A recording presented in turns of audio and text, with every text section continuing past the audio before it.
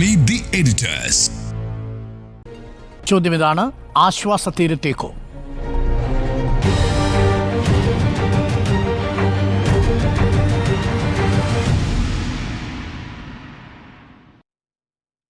സുജയ, ഇന്നിപ്പോൾ ആശ്വാസ വാർത്തയെ എത്തിയത് കേരള ബാങ്ക് ഇപ്പോൾ ഒരു വായ്പ എഴുതിത്തള്ളൽ പ്രഖ്യാപിച്ചിട്ടുണ്ട്. മരിച്ചവരുടെ ഒപ്പം തന്നെ വീടുകൾ പൂർണ്ണമായും നഷ്ടപ്പെട്ടവരുടെ, ഉപജീവനമാർഗം നഷ്ടപ്പെട്ടവരുടെയൊക്കെ വായ്പയാണ് എഴുതിത്തള്ളുക. ഒരു 55 ലക്ഷം രൂപയോളം എഴുതിത്തള്ളുമെന്നാണ് പ്രാരംഭഘട്ടത്തിൽ എം കെ കണ്ണൻ അല്പസമയം മുമ്പ് പറഞ്ഞത്. അപ്പോൾ ആശ്വാസ തീരത്തേക്കാണോ? ആശ്വാസ തീരത്തേക്ക് ഓരോ ചുവടും വെച്ചുകൊണ്ടിരിക്കുന്നു. അതിന് ഓരോരുത്തരും അവരവരുടേതായ രീതിയിൽ സഹായഹസ്തം നീട്ടുന്നു എന്ന് വേണം നമ്മൾ മനസ്സിലാക്കാൻ. കാരണം വായ്പകൾക്കുള്ള മൊറട്ടോറിയം അടക്കമുള്ള കാര്യങ്ങൾ കഴിഞ്ഞ ദിവസം തന്നെ ചർച്ചയായി തുടങ്ങിയതാണ്. എങ്ങനെയാണ് വിദ്യാഭ്യാസ വായ്പകൾ, ലക്ഷങ്ങൾ വായ്പയെടുത്ത് മക്കളെ പഠിപ്പിക്കാൻ വിട്ട ഒട്ടേറെ മനുഷ്യരുണ്ട്. അതിൽ പലരുടെയും വിദ്യാഭ്യാസ രേഖകളടക്കം നമുക്ക് ഈ തെരച്ചിലിനിടയിൽ പല വീടുകളിലും ചെളിയിൽ പുതഞ്ഞ നിലയിൽ കണ്ടെത്തിയത്. കഴിഞ്ഞ ദിവസം ചൂരൽമലയിൽ ഒരു വീട്ടിൽ നിന്ന് പ്രജിത്ത് എന്നയാളുടെ രേഖകൾ, അതോടൊപ്പം തന്നെ ആ വീട്ടിൽ അച്ഛനും അമ്മയും മരിച്ചുപോയി പ്രജിത്തിൻ്റെ. പക്ഷേ ഈ വിദ്യാഭ്യാസത്തിനായിട്ട് എടുത്ത ലോണിൻ്റെയും ബാങ്കിൻ്റെ പാസ്ബുക്കിൻ്റെയും അങ്ങനെയൊക്കെയുള്ള പല രേഖകളും പല വീടുകളിൽ നിന്നും പുറത്തേക്ക് വരികയാണ്. അതിൻ്റെ അർത്ഥം ഈ വീടുകളിൽ ഉണ്ടായിരുന്ന മനുഷ്യർ അവരുടെ മക്കളുടെ വിദ്യാഭ്യാസത്തിനൊക്കെ വായ്പയെടുത്ത് മക്കളെ പഠിപ്പിച്ച്, ഇപ്പോൾ പ്രജിത്ത് ബാംഗ്ലൂരിലാണ് ജോലി ചെയ്യുന്നതാണ് ഞാൻ കരുതുന്നത്. അപ്പോൾ ആ വായ്പയൊക്കെ അടച്ചു തീർക്കാനുണ്ടാവും. പ്രജിത്ത് എന്നുള്ള ഞാനൊരു സ്പെസിമെനായി പറഞ്ഞു എന്ന് മാത്രമേ ഉള്ളൂ.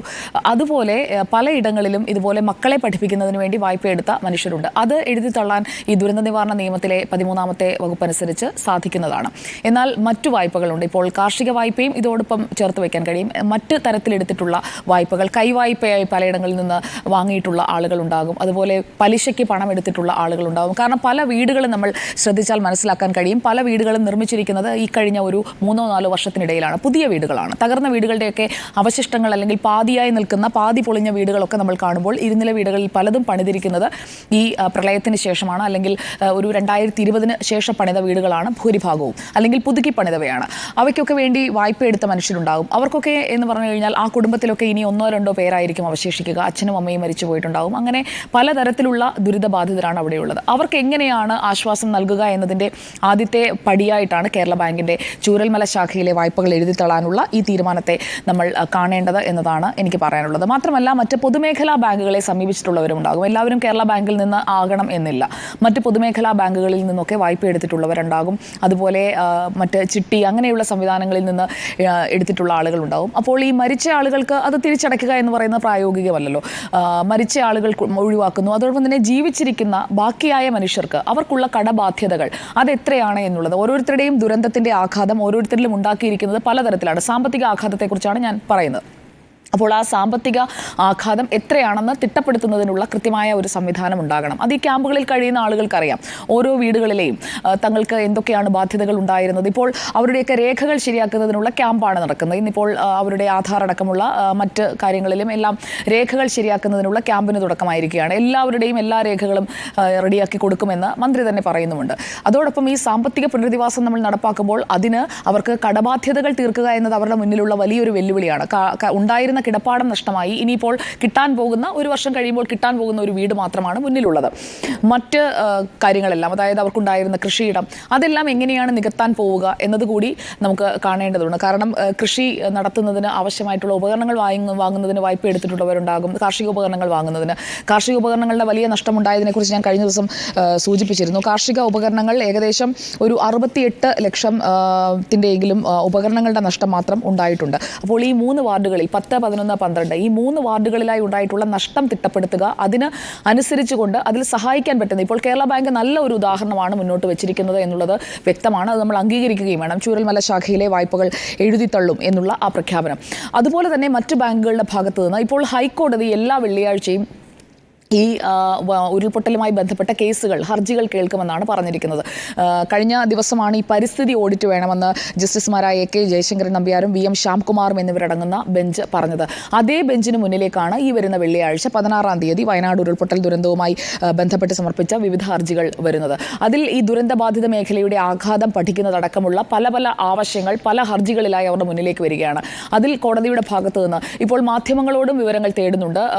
അങ്ങനെയുള്ള വിവരങ്ങൾ നമ്മുടെ മുന്നിലേക്കും എന്തൊക്കെയാണ് നിങ്ങൾ അവിടെ നേരിട്ട് കണ്ടത്, അവിടെ എന്തെങ്കിലും കോടതിയുടെ ഇടപെടൽ വേണ്ട കാര്യങ്ങൾ എന്തെങ്കിലും നിങ്ങൾക്ക് സജസ്റ്റ് ചെയ്യാനുണ്ടോ എന്നതടക്കമുള്ള കാര്യങ്ങൾ നമ്മുടെ മുന്നിലേക്കും വരുന്നുണ്ട്.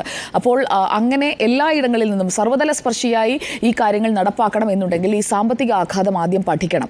അത് പ്രത്യേകം തന്നെ അതൊരു കാറ്റഗറി എന്ന രീതിയിൽ തന്നെ അടയാളപ്പെടുത്തണം. ഓരോരുത്തർക്കും ഉണ്ടായിട്ടുള്ള വായ്പകൾ എടുത്തുകൊണ്ടുള്ള അല്ലെങ്കിൽ മറ്റു കാര്യങ്ങൾക്കായി അവർ ചെലവാക്കിയിട്ടുള്ള അങ്ങനെ ഒരു കൃത്യമായിട്ടുള്ളൊരു പട്ടിക ഉണ്ടാകണം. അല്ലാതെ വീട് നഷ്ടപ്പെട്ടു, കൃഷിയിടം നഷ്ടപ്പെട്ടു എന്ന് പറയുന്ന ഒരു ജനറൽ കാറ്റഗറി അല്ല. അതിനുള്ളിൽ സബ് കാറ്റഗറീസ് വേണം. ഇതുപോലെ വായ്പ, അതിൽ വിദ്യാഭ്യാസ വായ്പ, കാർഷിക വായ്പ, സ്വർണ്ണപ്പണയ വായ്പ, അങ്ങനെ പലതരത്തിൽ. ഇപ്പോൾ സ്വർണ്ണാഭരണങ്ങളൊക്കെ ചെറിയ ചെറിയ പാത്രങ്ങളിലാക്കി വെച്ചിരിക്കുന്ന 1-2 പവൻ മാത്രമൊക്കെ ഉള്ള അങ്ങനത്തെ മനുഷ്യരും ഉണ്ടല്ലോ ഈ കൂട്ടത്തിൽ. പല സാമ്പത്തിക തട്ടുകളിൽപ്പെട്ട ആളുകളാണ് ഈ ദുരന്തത്തിൽ പെട്ടത്. അതുകൊണ്ട് ഓരോരുത്തരുടെയും കൃത്യമായി സാമ്പത്തിക സാഹചര്യം എങ്ങനെയായിരുന്നു എന്നതുകൂടി നമ്മൾ വിലയിരുത്തേണ്ടതുണ്ട്. എല്ലാവരെയും ഒരേ കാറ്റഗറിയിൽ പെടുത്തിക്കൊണ്ടല്ല നമ്മൾ അവർക്ക് ആവശ്യമായ സഹായം, അത് ഓരോരുത്തരുടെയും എങ്ങനെയാണ് എന്നുള്ളത് കൃത്യമായി കാറ്റഗറൈസ് ചെയ്ത് തന്നെ നമ്മൾ മുന്നോട്ട് പോകണം എന്നുള്ളതാണ്. അതിൻ്റേതായിട്ടുള്ള ഒരു കൃത്യമായ രേഖയുണ്ടാക്കുക. രണ്ടാമത്തെ കാര്യം ഈ പുനരധിവാസത്തിനുള്ള പ്രോട്ടോക്കോളാണ്. മന്ത്രി കെ രാജനാണ് ഇന്ന് അങ്ങനെ ഒരു പ്രോട്ടോക്കോൾ ഉണ്ടാകും. ഈ താൽക്കാലിക പുനരധിവാസം സാധ്യമാക്കുന്നത് കൃത്യമായിട്ടുള്ള ഒരു പ്രോട്ടോക്കോൾ വെച്ചുകൊണ്ടായിരിക്കും എന്നൊക്കെ പറയുന്നത്. ഈ വാടക സർക്കാർ നൽകുക, വീടെടുത്ത് നൽകുക, അതോടൊപ്പം തന്നെ പല വീടുകളിലും വാടക വീടുകളിലൊക്കെ പലപ്പോഴും അതിൽ ഈ ഫർണിച്ചറും കൂടി ഉൾപ്പെട്ടുകൊണ്ട് വാടകയ്ക്ക് കൊടുക്കാനായി ഇട്ടിരുന്ന വീടുകളൊക്കെ ഈ കൂട്ടത്തിൽ ഉണ്ടാകാം. നമുക്ക് വന്ന കോളുകളിൽ പലതും നമ്മൾ 42 വീടുകളുടെ പട്ടികയാണ് ആൻഡോ സാർ നേരെ കളക്ടർക്ക് കൈമാറിയത് മന്ത്രിയുടെ സാന്നിധ്യത്തിൽ. അപ്പോൾ ഈ വീടുകളിൽ ചിലതിൽ വീട്ടുപകരണങ്ങൾ ഉണ്ടാകും, ചിലതിൽ വാങ്ങേണ്ടി വരും. അപ്പോൾ ആ വീട്ടുപകരണങ്ങൾ ലഭ്യമാക്കാനും ഉള്ള ഒരു മുൻകൈ എടുക്കുമെന്ന് മന്ത്രി പറഞ്ഞതിനെ ഞാൻ നല്ല രീതിയിലാണ് കാണുന്നത്. കാരണം അതൊക്കെ നമ്മൾ ചെയ്തു കൊടുക്കേണ്ടതാണ്. ഇവരല്ലാതെ എവിടെ പോയി വാങ്ങാനാണ്? 300 രൂപ വീതം 2 പേർക്ക് വീട്ടിൽ കൊടുത്തു കഴിഞ്ഞാൽ ഈ സാധനങ്ങളൊക്കെ വാങ്ങി അവർക്ക് ജീവിച്ചിരുന്നത് പോലെ തന്നെ ജീവിക്കാൻ കഴിയില്ലല്ലോ. പിന്നെ വീട്ടിലേക്കുള്ള ഭക്ഷണം, അതുപോലെ തന്നെ അവരുടെ ജോലി തിരിച്ചു പിടിക്കൽ, അതിനൊക്കെ വേണ്ടിയിട്ടുള്ള സഹായങ്ങൾ ഉണ്ടാകുന്നതിൻ്റെ ഒരു step by step process start ചെയ്തിട്ടുണ്ട്. അത് പൂർണ്ണമായും വിജയത്തിലേക്ക് എത്തണമെന്നുണ്ടെങ്കിൽ ഈ ക്യാമ്പിൽ നിന്ന് എത്രയും പെട്ടെന്ന് ഇവർ താൽക്കാലിക പുനരധിവാസ കേന്ദ്രത്തിലേക്ക് പോകണം. ഈ ഓഗസ്റ്റിൽ തന്നെ അത് ഉണ്ടാകുമെന്ന് പറയുന്നുണ്ട്. ഇന്നിപ്പോൾ 12-ാം തീയതിയാണ്. ഇനിയുള്ള ദിവസങ്ങൾ എന്ന് പറയുന്നത് വളരെ പ്രധാനപ്പെട്ടതാണ്. ക്യാമ്പിൽ ഇത്രയും ദിവസമായി കഴിയുന്ന ആളുകളാണ് എന്നുള്ളത് നമ്മൾ പ്രത്യേകം ഓർക്കേണ്ടതുണ്ട്. ക്യാമ്പിൽ ഓരോ ദിവസവും കൂടുതൽ ചെലവഴിക്കുന്നത് അവർക്ക് മാനസികമായി ഉണ്ടാക്കുന്ന ആഘാതം വലുതാണ്. ആദ്യ ദിവസങ്ങളിലേതുപോലെയല്ല. ക്യാമ്പുകളിലേക്ക് സാധനങ്ങൾ എത്തിക്കുന്നതിലടക്കം ഉണ്ടാകാൻ സാധ്യതയുള്ള അശ്രദ്ധയും ആലസ്യവും ഒക്കെ വരും ദിവസങ്ങളിൽ എക്സ്പെക്ട് ചെയ്യാവുന്നതാണ്. അതുകൊണ്ട് എത്രയും പെട്ടെന്ന് താൽക്കാലിക പുനരധിവാസം, ആശ്വാസ തീരം എന്ന് പറയുന്നത് ഒരു മരുപ്പച്ചയായി മുന്നിൽ കാട്ടിക്കൊണ്ടേയിരിക്കരുത്. എത്രയും പെട്ടെന്ന് ആ തീരത്തേക്ക് കൊണ്ടുപോവുക എന്നുള്ളതാണ് ഈ വിഷയത്തിൽ എൻ്റെ അഭിപ്രായം. തീർച്ചയായിട്ടും നമുക്ക് അടുത്ത ഘട്ടത്തിലേക്ക് എത്താം. ഞാൻ ചെറിയ ഇടവേളയ്ക്ക് ശേഷം എഡിറ്റേഴ്സ് തുടരുന്നു. ആശ്വാസ തീരത്തേക്കോ എന്നാണ് ചോദ്യം. അരുൺ, ഇപ്പം എന്ന് മിനിസ്റ്റർ പറയുന്നത് കേട്ടിട്ട് ഏകദേശം ഒരു 10-15 ദിവസത്തിനുള്ളിൽ എല്ലാ സംവിധാനവും ഓക്കെ ആവും എന്നുള്ളതാണ് നമുക്ക് തോന്നുന്നത്. പക്ഷേ ഇന്ന് കേരള ബാങ്ക് എടുത്ത തീരുമാനം എന്ന് പറയുന്നത് സുജയ് പറഞ്ഞ പോലെ വളരെ ശ്ലാഘനീയമാണ്. കാരണം അത് ജനങ്ങളെ സംബന്ധിച്ചിടത്തോളം വലിയ കാര്യമാണ്. പക്ഷേ മറ്റുള്ള ബാങ്കുകളിൽ നിന്നാണ്, ഈ പ്രൈവറ്റ് ബാങ്കുകളിൽ നിന്നാണ് മാക്സിമം വാഹന ലോണുകളും പ്രൈവറ്റ് ലോണുകളും ഈ വിദ്യാഭ്യാസ ലോണുകളും ഒക്കെ എടുത്തിരിക്കുന്നത്. കാരണം ഒരു ഗ്രാമീൺ ബാങ്ക് സാധാരണ രീതിയിൽ ആ ഗ്രാമത്തിലുണ്ടാകുന്ന ചെറിയ അഗ്രികൾച്ചർ ലോണുകളും മറ്റുള്ള ചെറിയ ചെറിയ ലോണുകളായിരിക്കും സാധാരണ കൊടുത്തിട്ടുണ്ടാവാൻ സാധ്യത. നമ്മൾ അവിടെ പോയപ്പോൾ കണ്ട ഒരു കാര്യം എന്ന് പറയുന്നത് എത്ര വാഹനങ്ങളാണ് ഒലിച്ചു പോയത്, പുതിയ പുതിയ വാഹനങ്ങൾ.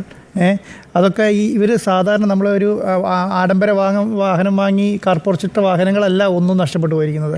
എല്ലാം അവർ ഉപയോഗ സംവിധാനങ്ങൾക്ക് ഉപയോഗിക്കുന്ന അല്ലെങ്കിൽ അവരുടെ ഉപജീവന മാർഗ്ഗങ്ങളായ വാഹനങ്ങളാണ്. അപ്പോൾ ഈ വാഹനം ലോണുകളൊക്കെ എണ്ണപ്പെട്ട് എത്രയുണ്ട്, എങ്ങനെയാണത് നഷ്ടപ്പെട്ടിട്ടുള്ളത് എന്ന് കാൽക്കുലേറ്റ് ചെയ്ത് ഏത് ബാങ്കിൻ്റെയാണ്, അങ്ങനെ അവർക്കൊരു സബ്മിറ്റ് ചെയ്യാനുള്ളൊരു സംവിധാനം ഗവൺമെൻറ് എത്രയും പെട്ടെന്ന് ഏർപ്പാടാക്കണം എന്നുള്ളതാണ്.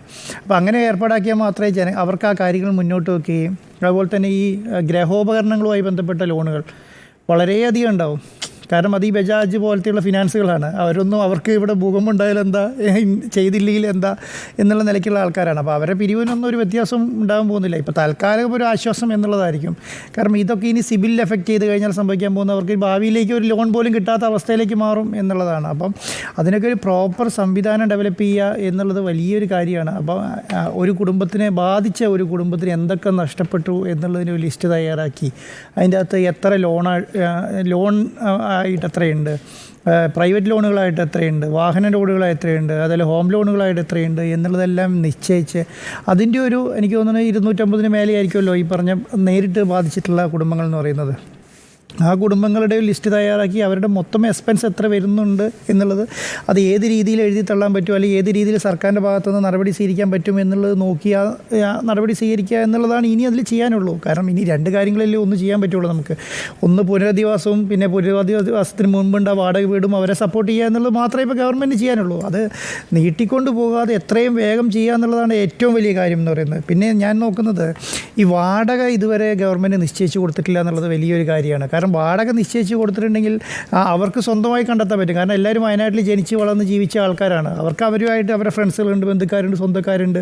ഒരു വാടക വീട് അവർക്ക് തന്നെ കണ്ടെത്താൻ പറ്റും. പക്ഷേ എത്ര രൂപ വാടക ഗവൺമെൻറ് കൊടുക്കും, എത്ര രൂപ കൊടുക്കും? ഇത് ഫർണിഷ്ഡ് ആയിട്ടുള്ള വീടുകൾക്ക് അവർ വാടക കൊടുക്കുമോ, അല്ലെങ്കിൽ അൺഫർണിഷ്ഡ് ആയ വീടുകൾക്കാണോ വാടക കൊടുക്കുക എന്നുള്ള കാര്യങ്ങൾ എത്രയും പെട്ടെന്ന് നിശ്ചയിച്ച് കൊടുക്കുക എന്നുള്ള. കാരണം അതൊക്കെ ഞാൻ പറയുന്നത് ഇത്രയൊന്നും പോകാൻ പാടില്ല എന്നേ. നമ്മൾ പറയുമ്പം നമുക്ക് ഒരു പ്രയോറിറ്റി നിശ്ചയിക്കാൻ പറ്റണം. ഏറ്റവും വേഗം ചെയ്യേണ്ട കാര്യങ്ങൾ എന്താണ്, മെല്ലെ ചെയ്യേണ്ട കാര്യങ്ങൾ എന്താണ്, നമ്മൾ സമയമെടുത്ത് ചെയ്യേണ്ട കാര്യങ്ങൾ എന്താണ്. നമുക്ക് എല്ലാത്തിനും പഠന സമിതിനെയും പഠിക്കാൻ വേണ്ടി ആളെയും വിട്ട് അവരുടെ റിപ്പോർട്ടിന് വേണ്ടി വെയിറ്റ് ചെയ്തിട്ടുണ്ടെങ്കിൽ ഉണ്ടാകുന്ന ഇമ്പാക്റ്റ് എന്ന് പറയുന്നത് വളരെ വലുതായിരിക്കും. ഞാനിപ്പോൾ തന്നെ എനിക്ക് തോന്നുന്നത് ഈ ക്യാമ്പുകളിൽ താമസിക്കുന്നവരുടെ അവസ്ഥ എന്ന് പറയുന്നത് വളരെ ദയനീയമാണ്. നമ്മൾ എന്ത് പറഞ്ഞാലും അതിനെയൊക്കെ നിലനിർത്തിക്കൊണ്ട് പോകുന്നത്. ഇപ്പോൾ ഇന്ന് എന്നോട് ഒരാൾ വിളിച്ച് പറഞ്ഞതെന്ന് പറയുന്നത്, ഞങ്ങൾക്ക് ഈ സാമ്പാറും ചോറും തന്നെ ഇങ്ങനെ നിന്ന് ജീവിക്കാൻ പറ്റില്ല എന്ന് പറഞ്ഞു തുടങ്ങിയ ആൾക്കാർ. കുറ്റം പറയാൻ പറ്റുന്നതല്ല. കാരണം ഒന്ന് 14 ദിവസം അല്ലേ, 14 ദിവസമാണ്. 14 ദിവസം ഒരു ക്യാമ്പിൽ താമസിക്കുമ്പോൾ അവർക്ക് ഞങ്ങൾ രാവിലെ ഉച്ചയ്ക്ക് സാമ്പാറാണ് കറി, അവിടെ ചെയ്യുന്നവർക്ക് മാറ്റം വരുത്തിക്കോണം എന്നുള്ളതല്ല. പക്ഷേ അത് എത്രയും പെട്ടെന്ന് അവരാ പറഞ്ഞ സംവിധാനത്തിലേക്ക് തിരിച്ചു കൊണ്ടുവരാൻ വേണ്ട സപ്പോർട്ടുകൾ അവർക്ക് സ്വന്തം ചെയ്യേണ്ടത്. ഇപ്പം ഞാൻ നേരത്തെ പറഞ്ഞില്ല, ഇപ്പോൾ വാടക നിശ്ചയിച്ച് കൊടുത്തു കഴിഞ്ഞാൽ എത്രയും പെട്ടെന്ന് അവർക്ക് എന്ത് ചെയ്യാം, വാടക വീട് കണ്ടെത്താൻ പറ്റും. ഇവർക്ക് തന്നെ കണ്ടെത്താൻ പറ്റും. എനിക്ക് തോന്നുന്നു ഒരു 20% ആൾക്കെങ്കിലും വാടക വീട് സ്വന്തമായിട്ട് കണ്ടെത്താൻ പറ്റും. അവർക്ക് അതപ്പോൾ ആ ലിസ്റ്റ് കൊണ്ട് ഒരു എഗ്രിമെൻറ്റ് എഴുതി ആ ലിസ്റ്റ് കൊണ്ട് കൊടുത്താൽ ആ പണം മേടിച്ച് അവിടെ കൊടുത്തിട്ട് അവർക്ക് സ്വസ്ഥമായിട്ട് അവിടെ പോയി താമസിക്കാൻ പറ്റും. അതിപ്പോൾ എത്രയാണെന്ന് നിശ്ചയിച്ച് കൊടുക്കാൻ പറ്റാത്ത ഒരു കാര്യം എന്ന് പറയുന്നത് വളരെ ബുദ്ധിമുട്ട് അവിടെ ഉണ്ടാക്കുന്നുണ്ടെന്ന് അവിടെയുള്ള ആൾക്കാർ തന്നെ പറയുന്നുണ്ട്. ഈ പറഞ്ഞ ക്യാമ്പിൽ താമസിക്കുന്ന ആൾക്കാർ തന്നെ പറയുന്നുണ്ട്. അപ്പോൾ അങ്ങനെയുള്ള കാര്യങ്ങളിൽ എത്രയും പെട്ടെന്ന്, കാരണം അതിനൊരു പ്രയോറിറ്റി, ഒരു 10-15 കാര്യങ്ങൾ ഈ പ്രയോറിറ്റി നിശ്ചയിക്കേണ്ടി വരും. നമ്മൾ വാടക എത്ര എടുക്കുന്നു, എത്ര പേരെയാണ് ക്യാമ്പിലേക്ക് മാറ്റുന്നത്, ഏതൊക്കെ റേഞ്ചിലുള്ള ആൾക്കാരെയാണ് നമ്മൾ ഈ ക്വാർട്ടേഴ്സിലേക്ക് മാറ്റുന്നത്, ഏതൊക്കെ റേഞ്ചിലുള്ള ആൾക്കാരെയാണ് വീട് നമ്മൾ അറേഞ്ച് ചെയ്ത് കൊടുക്കുന്നത്. അങ്ങനെയുള്ള കാര്യങ്ങൾ ഒരു പ്രയോറിറ്റി നിശ്ചയിച്ച് ആ പ്രയോറിറ്റി ജനങ്ങൾക്ക് മനസ്സിലാകുന്ന വെച്ച് പബ്ലിഷ് ചെയ്യണമെന്ന് ഞാൻ പറയുന്നത്. ഇപ്പോൾ മാധ്യമങ്ങളിൽ കൂടി ആണെങ്കിലും പത്രങ്ങളിൽ കൂടി ആണെങ്കിലും പബ്ലിഷ് ചെയ്യണം. ഇങ്ങനെയാണ് ചെയ്യാൻ പോകുന്നത്.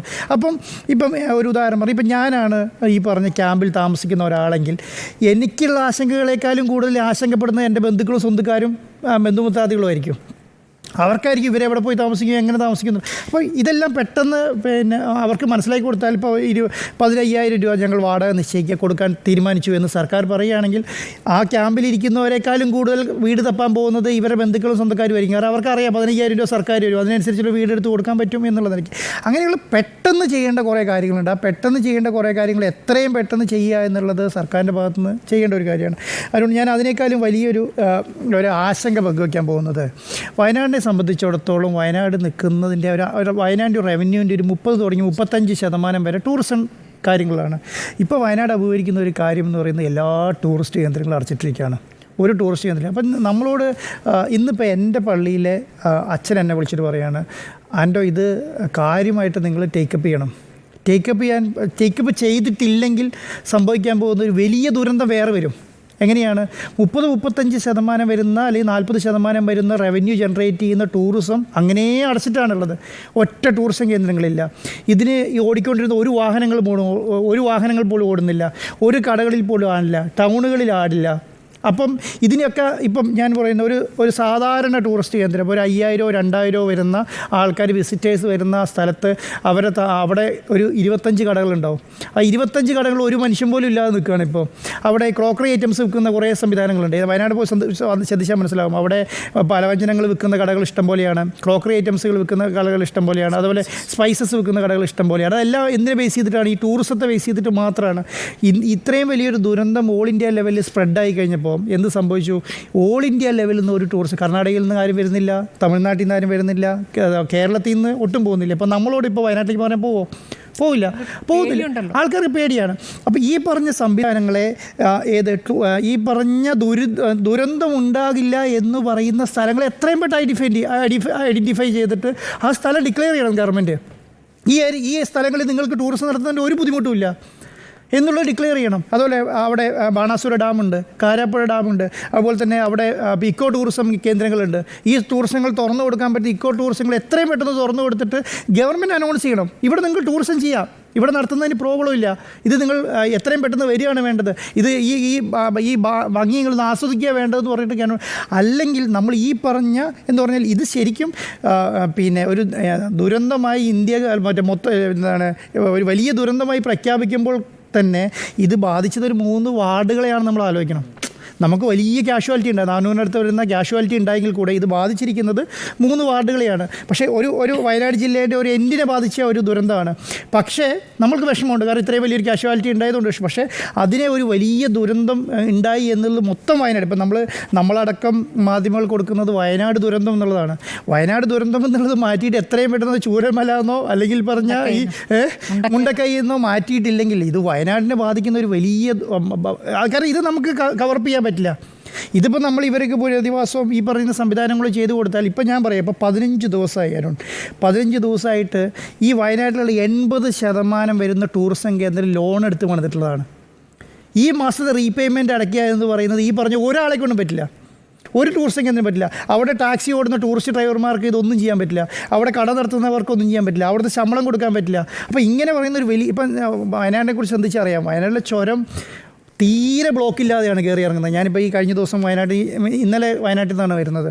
വരുന്ന സമയത്ത് തീരെ ബ്ലോക്കില്ല, വളരെ ബ്ലോക്ക് കുറവാണ്. കാരണം എന്താണ്? ടൂറിസ്റ്റുകൾ കയറുന്നേ ഇല്ല, ഇറങ്ങുന്നുമില്ല എന്നുള്ളതാണ്. അപ്പോൾ ഇതിനനുസരിച്ചിട്ടുള്ള സംവിധാനങ്ങളെ നമ്മൾ എത്രയും പെട്ടെന്ന് ഡെവലപ്പ് ചെയ്യാൻ വേണ്ടിയിട്ട് ഇത് ഇപ്പോൾ ചെയ്യേണ്ടത് പറഞ്ഞാൽ, ഇപ്പോൾ ഞാൻ മിനിസ്റ്റർ മുഹമ്മദ് റിയാസ് അവിടെ വയനാട്ടിലുണ്ട്.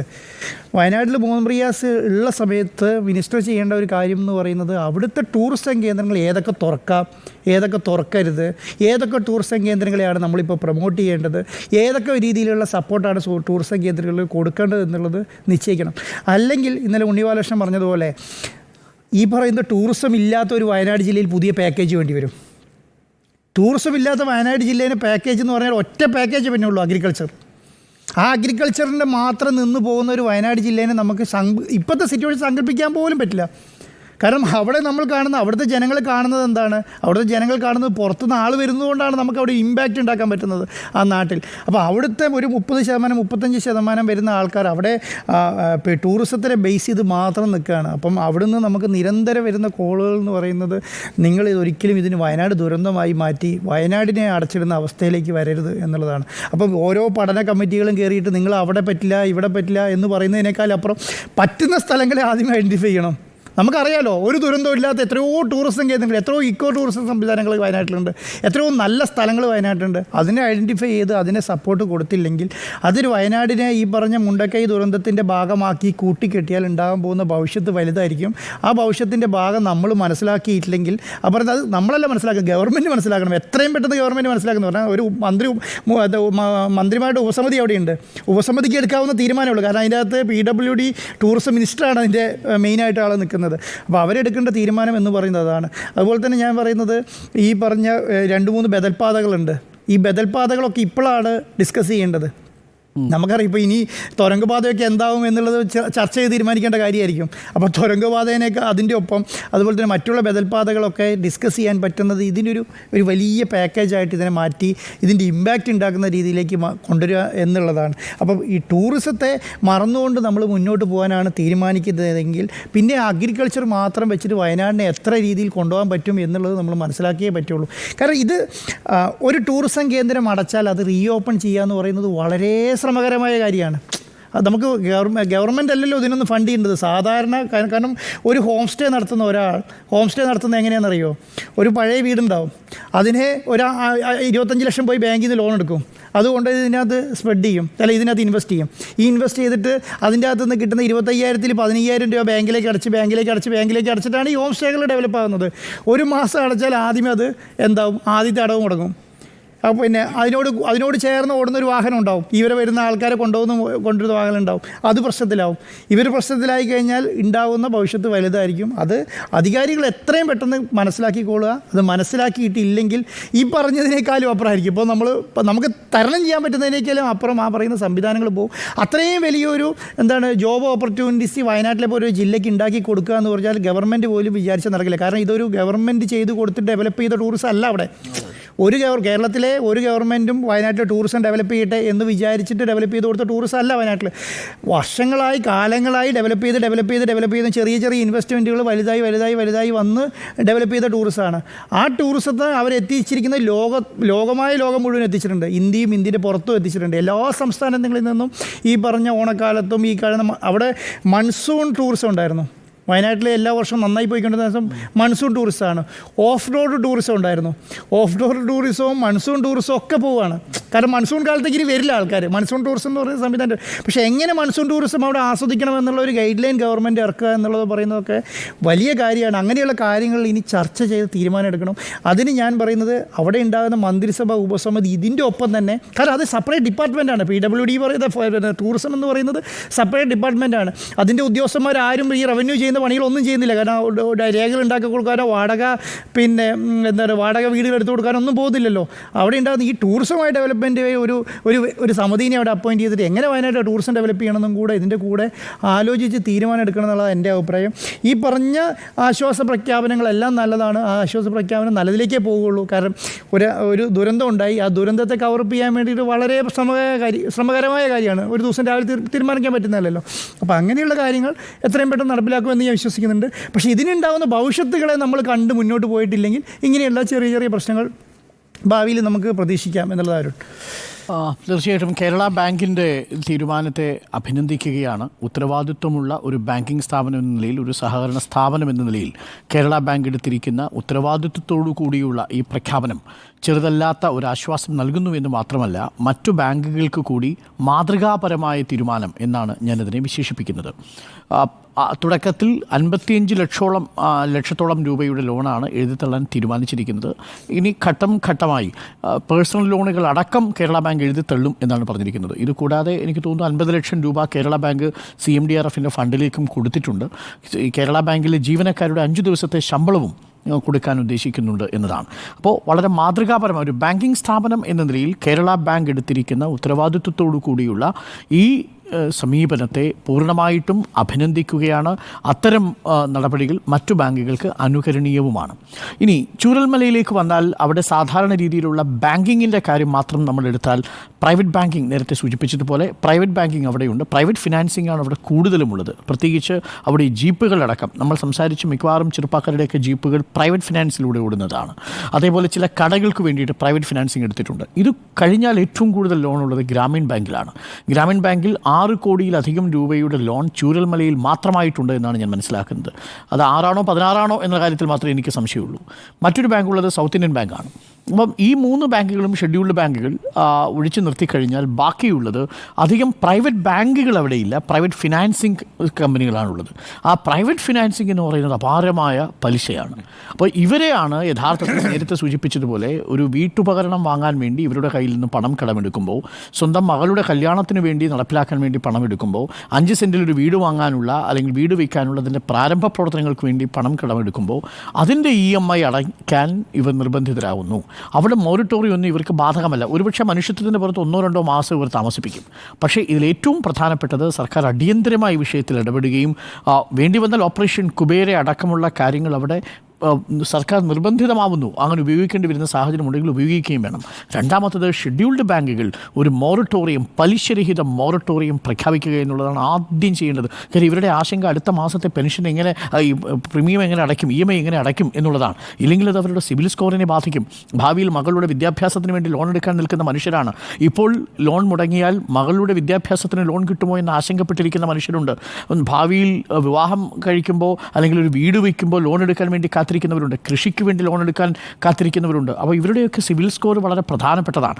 അതുകൊണ്ട് പലിശരഹിത മൊറട്ടോറിയം ഉടൻ തന്നെ പ്രഖ്യാപിക്കുക എന്നുള്ളതാണ് അടിയന്തരമായ ബാങ്കുകൾ ചെയ്യേണ്ടത്. ഇന്നിപ്പോൾ നമ്മളോട് സംസാരിച്ച KS പ്രദീപ് പറഞ്ഞത് അങ്ങനെ പലിശരഹിത മൊറട്ടോറിയം പ്രഖ്യാപിക്കാൻ വേണ്ടി അതാത് ബാങ്കുകളുടെ ബോർഡുകൾ ശ്രമിക്കണം. അങ്ങനെ അനുഭാവപൂർണ്ണമായ ഒരു നിലപാട് ബാങ്കുകളുടെ ഭാഗത്തു നിന്നുണ്ടാവണമെന്നാണ് പ്രദീപ് പറഞ്ഞത്. അത് വളരെ പ്രതീക്ഷ നൽകുന്ന ഒന്നാണ്, ആശാവഹവുമാണ്. അതുകൊണ്ട് ബാങ്കിങ്ങിൻ്റെ കാര്യത്തിലും ലോണിൻ്റെ കാര്യത്തിലും കേരള ബാങ്ക് എടുത്തിരിക്കുന്ന നിലപാട് മറ്റ് ഷെഡ്യൂൾഡ് ബാങ്കുകൾക്കും അനുകരണീയമാണ്. തീർച്ചയായും അവ അതേ പാതയിലൂടെ സഞ്ചരിക്കുമെന്ന് കരുതുന്നു. രണ്ടാമത്തെ ഒരു പ്രധാനപ്പെട്ട കാര്യം, ഇനിയിപ്പോൾ ഈ താൽക്കാലിക പുനരധിവാസം നടക്കുന്നത് 4 ഘട്ടമായിട്ടാണല്ലോ പറഞ്ഞത്. അതിൽ ആദ്യഘട്ടം എന്ന് പറയുന്നത് ബന്ധുവീടുകളിലേക്ക് പോകുന്നവരുണ്ടെങ്കിൽ, രണ്ടാമത്തത് വാടക വീട്ടിലേക്ക് മാറുന്നവരുണ്ടെങ്കിൽ, മൂന്നാമത്തത് നമ്മളടക്കം കൊടുത്ത ഈ 42 പേരുടെ സ്പോൺസർ വീടുകളിലേക്ക് മാറുന്നവരുണ്ടെങ്കിൽ, നാലാമത്തതാണ് ഈ ക്വാർട്ടേഴ്സുമായി ബന്ധപ്പെട്ട് സർക്കാർ സ്ഥാപനങ്ങളിലേക്ക് മാറുന്നവർ. ഇത് വളരെ വേഗം സാധ്യമാവുന്നതേ ഉള്ളൂ എന്നാണ് ഞാൻ മനസ്സിലാക്കുന്നത്. അതിൻ്റെ പ്രാരംഭഘട്ടം എന്ന നിലയിലാണ് നമ്മൾ തന്നെ നിർദ്ദേശിച്ചിരുന്നു, ഓരോ ക്യാമ്പിലും അടിസ്ഥാനമായി സർവേ നടത്തണം. ആ സർവേ നടത്തുമ്പോൾ അവരുടെ എന്താണ് ഭൗതിക സാഹചര്യം എന്നുള്ളത് മനസ്സിലാക്കണം സർക്കാരിന്. അതൊരു കൃത്യമായ ഡാറ്റ ആയിരിക്കണം. ഇപ്പോൾ 4 പേരടങ്ങുന്ന ഒരു കുടുംബത്തിൽ അവരുടെ മക്കൾ എന്ത് ചെയ്യുന്നു, അവരുടെ പ്രായമായവർ എത്ര പേരുണ്ട്, അവിടെ അവരുടെ ഉപജീവനത്തിൻ്റെ സാധ്യതകൾ എന്താണ് എന്നുള്ളതിൻ്റെ ഒരു ഡാറ്റ സർക്കാർ രൂപീകരിക്കണം. അതൊക്കെ 1-2 ദിവസം കൊണ്ട് സാധ്യമാവും. കാരണം അവിടുത്തെ വോളണ്ടിയർമാരാണ് അതൊക്കെ ചെയ്യുന്നത്. ഈ ക്വസ്റ്റനെയർ ഓൾറെഡി ഡിസ്ട്രിബ്യൂട്ട് ചെയ്തു, സർവേ ഏകദേശം അവസാനിക്കുന്നു എന്നാണ് ഞാൻ മനസ്സിലാക്കുന്നത്. അപ്പോൾ ആ ഡാറ്റ കമ്പൈൽ ചെയ്യാനൊക്കെ വളരെ എളുപ്പമാണ്. ഒരു മണിക്കൂർ 2 മണിക്കൂർ കൊണ്ട് ഈ 10,000 പേരുടെ ഡാറ്റ എടുത്താൽ മതി. സാമ്പിളൊക്കെ ചെറുതുമാണ്. അപ്പോൾ അത് സാധ്യമായി കഴിഞ്ഞാൽ അടുത്ത സ്റ്റെപ്പ് എന്ന് പറയുന്നത് വളരെ പ്രധാനപ്പെട്ടതാണ്. ഇവരെ വളരെ പെട്ടെന്ന് ക്യാമ്പുകളിൽ നിന്ന് അവർക്ക് കൺവീനിയൻ്റായ സ്പേസുകളിൽ ജോലിയുടെ സാധ്യത തൊഴിലുമായിട്ട് മുൻനിർത്തിക്കൊണ്ട് അവരെ പെട്ടെന്ന് മാറ്റുക, തൊഴിലിനോട് അടുത്ത പ്രദേശങ്ങളിലേക്ക് അവരെ പുനരധിവസിപ്പിക്കുക എന്നതിലേക്കാണ് സർക്കാർ പോകേണ്ടത്. അതുമായി ബന്ധപ്പെട്ടുകൊണ്ട് മൂന്നാമത്തെ ഒരു പ്രധാനപ്പെട്ട പ്രശ്നം ഉണ്ടാകുന്നത് അതിജീവനത്തിന് ഉപജീവനം വളരെ പ്രധാനപ്പെട്ടതാണ്. അപ്പോൾ ആ ഉപജീവനത്തിൻ്റെ മാർഗം പലപ്പോഴും തടസ്സപ്പെട്ടു പോകുന്നു. നമ്മളോട് ഇന്ന് സംസാരിച്ച ഷൈജൽ, അയാളുടെ ഉപജീവന മാർഗം ഒരു ജീപ്പായിരുന്നു. ഇന്നലെ സംസാരിച്ച നിയാസ്, അയാളും ജീപ്പ് ഓടിക്കുന്ന ആളാണ്. ഇന്ന് സംസാരിച്ച മറ്റൊരു സുഹൃത്ത്, അയാൾ അവിടുത്തെ നാസറോ മറ്റോ, അയാൾ അവിടുത്തെ സലൂൺ നടത്തിക്കൊണ്ടിരുന്ന ആളാണ്. 4,000 രൂപ വാടകയ്ക്ക് ഒരു ബാർബർ മുറി എടുത്ത് ഒരു ഷോപ്പ് എടുത്ത് നടത്തിക്കൊണ്ടിരുന്ന ആളാണ്. വിഷ്ണു പോർട്രേറ്റ് വരച്ച് ജീവിച്ചിരുന്ന മനുഷ്യനാണ്. നമുക്ക് സങ്കല്പിക്കാൻ കഴിയില്ല, ചൂരൽമല പോലൊരു പ്രദേശത്ത് ആളുകളുടെ മുഖചിത്രം വരച്ച് ജീവിച്ച മനുഷ്യരുണ്ടായിരുന്നു അവിടെ. അവർക്ക് ഇപ്പോൾ സഹായം വന്നിട്ടുണ്ട്. ഇതൊക്കെ ഒറ്റയ്ക്കൊറ്റയ്ക്ക് വരുന്ന സഹായങ്ങളാണ്. പക്ഷേ 600-ഓളം കുടുംബങ്ങളുടെ ഉപജീവന മാർഗ്ഗത്തിൽ കുറേയൊക്കെ ഹാരിസൺസ് എസ്റ്റേറ്റുമായി ബന്ധപ്പെട്ടതാണ്. ആ തൊഴിൽ അവർക്ക് ലഭിക്കും, അവർക്ക് മുന്നോട്ട് കൊണ്ടുപോകാം. മറ്റൊരു പ്രധാനപ്പെട്ട പ്രശ്നം കന്നുകാലികളാണ്. കാലി വളർത്തലുമായി ബന്ധപ്പെട്ട് 10-12 കാലികൾ ഉണ്ടായിരുന്നിടത്ത് 2-3 കാലികൾ അവശേഷിക്കുന്നു.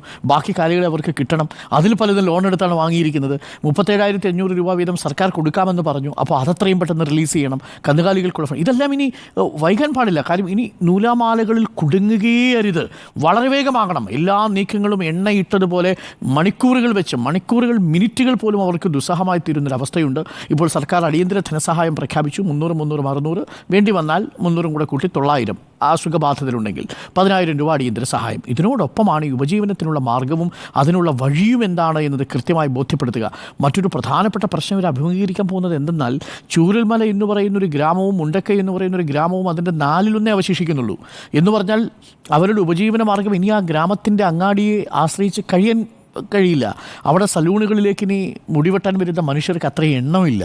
അവിടുത്തെ കടകളിലേക്ക് ചായ കുടിക്കാൻ വരുന്നവർ അത്ര എണ്ണമില്ല. അപ്പോൾ അങ്ങനെ സേവനം നൽകി ജീവിക്കാൻ കഴിയില്ല. അപ്പോൾ അവരെ എവിടേക്ക് ഷിഫ്റ്റ് ചെയ്യണം? മേപ്പാടിയിലേക്ക് ഷിഫ്റ്റ് ചെയ്യണം. മേപ്പാടിയിലേക്ക് എത്തുമ്പോൾ അവിടെ വാടക കൂടുതലായിരിക്കും. അപ്പോൾ ചൂരൽമലയിലെ വാടകയല്ല, മേപ്പാടിയിലേക്ക് എത്തുമ്പോൾ ആ വാടക അവർക്ക് അടയ്ക്കാൻ നിർബന്ധിതരാകും. അവിടെ പുതിയ കൺസ്യൂമേഴ്സിനെ അവർ പിടിക്കണം. നമുക്ക് ഉപജീവനത്തിനൊരു വഴിയല്ലേ കാണിച്ചു കൊടുക്കാൻ പറ്റൂ. അപ്പോൾ ഉപഭോക്താക്കളെ പുതുതായി സൃഷ്ടിക്കേണ്ടി വരുന്ന സാഹചര്യമുണ്ട്. അപ്പോൾ ഒരു പുതിയ ആവാസ വ്യവസ്ഥയാണ് നമ്മൾ നേരിടാൻ പോകുന്നത്. അതുകൊണ്ട് സമയം വൈകാതെ തന്നെ അടുത്ത നടപടികളിലേക്ക് കടക്കുക എന്നതാണ് സർക്കാർ ചെയ്യേണ്ടത്. ഇതുവരെയും സർക്കാർ സ്വീകരിച്ചു വരുന്ന പുനരധിവാസത്തിൻ്റെ എല്ലാ നടപടിക്രമങ്ങളും ശരിയാണ്. പക്ഷേ ഇനി അത് കുറച്ചുകൂടി വേഗത്തിലാക്കണം എന്നതാണ് എൻ്റെ ഒരു അഭിപ്രായം. നേരത്തെ ആൻറ്റോഗസൻ സൂചിപ്പിച്ച കാര്യം, എന്നെ ഒരാൾ വിളിച്ചു, ഇതേ കാര്യം എൻ്റെ അടുത്ത് പറഞ്ഞു. നിങ്ങൾ ഈ വയനാട് ദുരന്തം എന്നിങ്ങനെ ഇടയ്ക്കിടയ്ക്ക് പറയരുത്. നിങ്ങളത് പറ്റുമെങ്കിൽ മേപ്പാടി എന്നോ അതല്ലെങ്കിൽ ചൂരൽമല എന്നോ നിങ്ങൾ മുണ്ടക്കൈ എന്നോ പറയണം. കാരണം ഇത് കേട്ട് കഴിഞ്ഞാൽ പുറത്തുനിന്ന് ആളുകൾ ആരും ഇങ്ങോട്ട് വരില്ല. വന്നില്ലെങ്കിൽ ഞങ്ങളുടെ കച്ചവടം നടക്കില്ല. ഞങ്ങളുടെ ടൂറിസം എന്ന് പറയുന്നത്, ഞങ്ങളുടെ ഉപജീവനം അതിനെ ആശ്രയിച്ചാണ്. പറഞ്ഞ കണക്കുകൾ എക്സാക്ട്ലി കറക്റ്റാണ്. 80% ലോൺ എടുത്ത് ഒരു ഹോം സ്റ്റേ നടത്തുന്ന, ഒരു ഹോട്ടൽ നടത്തുന്നയാൾ പറയുന്നു, ഈ മാസം ഞങ്ങൾക്ക് അടയ്ക്കാൻ കഴിയുന്നില്ല. ഇ എം ഐ അടയ്ക്കാൻ കഴിയാതെ വന്നാൽ സ്വാഭാവികമായും നഷ്ടത്തിലാവും എന്ന് മാത്രമല്ല അവരുടെ സിവിൽ സ്കോറിനെ ബാധിക്കും. അടുത്ത വ്യവസായ സ്ഥാപനം തുടങ്ങാൻ കഴിയില്ല. അപ്പോൾ അതൊരു വലിയ പ്രതിസന്ധിയാണ്. തീർച്ചയായും സർക്കാർ ഇടപെടണം. ഈ ടൂറിസം മേഖല വയനാട്ടിൽ തളർന്നു പോകാതിരിക്കാനുള്ള വഴികൾ കൂടി സർക്കാർ കണ്ടെത്തണം. വളരെ പെട്ടെന്ന് അടഞ്ഞു കിടക്കുന്ന ടൂറിസം സ്ഥാപനങ്ങൾ തുറക്കുക കൂടി വേണം എന്നുള്ളതാണ്. കാരണം ഇവിടെ അതിജീവനം ഒരു വ്യക്തിയുടെയോ ഒരു കുടുംബത്തിൻ്റെയോ ഒരു ഗ്രാമത്തിൻ്റെയോ മാത്രമല്ല, വയനാട്ടിലെ മനുഷ്യരുടെ മൊത്തം അതിജീവനമാണ് ഇപ്പോൾ യഥാർത്ഥത്തിൽ ഈ വിഷയം കൊണ്ട് പ്രതിസന്ധിയിലായിരിക്കുന്നത്. അതിനെ കൃത്യമായി അഡ്രസ്സ് ചെയ്യപ്പെടണം എന്നതാണ് എൻ്റെ ടേക്ക്. സ്മൃതിയിലേക്ക് ഞാൻ വരാം. ഒരിടവേള. Welcome back. ആശ്വാസ തീരത്തേക്കോ എന്നാണ് ചോദ്യം. സ്മൃതി, ഇന്നിപ്പോൾ മന്ത്രി മുഹമ്മദ് റിയാസ് പറഞ്ഞ അനുസരിച്ചാണെങ്കിൽ സർക്കാർ കണ്ടെത്തിയതും നമ്മൾ കണ്ടെത്തി കൊടുത്ത 42 വീടുകളും എല്ലാം കൂടി ചേർത്ത് 350ഓളം വാടക വീടുകൾ കണ്ടെത്തി കഴിഞ്ഞിരിക്കുന്നു. പക്ഷേ അത് കൊടുക്കുന്നത് എങ്ങനെയൊക്കെ കൊടുക്കണം, ഈ ക്വാർട്ടേഴ്സുകളിലേക്ക് ഈ കുടുംബമായി നിൽക്കുന്ന അല്ലെങ്കിൽ ബന്ധുക്കളായി നിൽക്കുന്നവർക്ക് പോകാനാണ് താല്പര്യം. അങ്ങനെയുള്ളവരുടെ എണ്ണം എടുക്കുന്നു. ഒറ്റയ്ക്കായി പോയി 14 ക്യാമ്പുകളിലായി 21 പേർ ഒറ്റയ്ക്കായി പോയവരുണ്ട്. അപ്പോൾ ഒറ്റയ്ക്കായി പോയവരെ അങ്ങനെ ഒറ്റയ്ക്കിടാൻ പറ്റില്ലല്ലോ. അപ്പോൾ ഒറ്റയ്ക്ക് അവരുടെ താമസം പറ്റുമോ? അപ്പോൾ അവരുടെ കൂടെ ആരെ നിർത്തും എന്നടക്കമുള്ള ആലോചനകൾ ഒരു വശത്ത് നടക്കുന്നു. അപ്പോൾ ഈ സർവേ നടത്തിക്കൊണ്ടിരിക്കുകയാണ് ക്യാമ്പുകളിൽ. അപ്പോൾ അതിന്മേലൊരു അന്തിമ തീരുമാനം എടുക്കാനുള്ള താമസം എനിക്ക് തോന്നുന്നു ഈ മാസം അവസാനമാകുമ്പോഴേക്കും ആകുകയുള്ളൂ എന്നാണ് മന്ത്രിയുടെ വാക്കുകളിൽ ഞാൻ മനസ്സിലാക്കുന്നത്. അതൊരു വിഷയം. അപ്പോൾ ഇതിനിടയ്ക്ക് തന്നെ സ്വന്തമായി നേരത്തെ ആൻഡ്രൂസ് പറഞ്ഞതുപോലെ സ്വന്തമായി വാടക വീടുകളിലേക്ക് പോകാൻ തയ്യാറായ ആളുകളുണ്ട്. പക്ഷേ എത്രയാണ് സർക്കാർ വാടക നൽകുക? ആ കണക്കറിയണം. എത്ര തുക സർക്കാർ നൽകും എന്നുള്ളത് അറിഞ്ഞു കഴിഞ്ഞാൽ സ്വയമേവ പോകാൻ തയ്യാറായി അവർ തന്നെ കണ്ടെത്താൻ സാധിക്കുന്ന ആൾക്കാരുണ്ട്, അവർക്ക് പോകാൻ പറ്റും. പിന്നെ ബന്ധുവീടുകളിലേക്ക് പോവുക എന്ന് പറയുന്നത് ബന്ധുവീടുകൾക്ക് എല്ലാ കാലത്തേക്കും ഒരാൾക്ക് പോകാൻ പറ്റില്ലല്ലോ. അത് ഈ പറയുന്ന ഇപ്പോൾ സംവിധാനം ഒരുക്കുക, അതായത് സ്വന്തമായി വീട് കൊടുക്കുന്നത് വരെയും ബന്ധുവീടുകളിൽ അത്ര കാലമൊന്നും അവർക്കും താമസിക്കാൻ പറ്റില്ല. അപ്പോൾ അതൊരു മാർഗ്ഗമാണെന്ന് ഞാൻ കരുതുന്നില്ല. അപ്പോൾ അതൊരു വിഷയമായി നിൽക്കുന്നു. അപ്പോൾ വാടക എത്ര നൽകും എന്നുള്ള കാര്യം സർക്കാർ അറിയിക്കുന്നില്ല. പിന്നെ നമ്മൾ കഴിഞ്ഞ ദിവസങ്ങളിൽ വളരെ പ്രധാനമായി നമ്മൾ ചർച്ച ചെയ്തൊരു കാര്യമാണ് ഒരു ചെറിയ തുക ഒരു ദിവസം എല്ലാവരുടെ കയ്യിൽ ഒരു തുക വേണം. ആ തുക നൽകുമെന്ന് മുഖ്യമന്ത്രി ഉറപ്പ് നൽകിയപ്പോൾ ദിവസം ഇത്രയായില്ലേ? കൊടുത്തു തുടങ്ങിയിട്ടില്ല.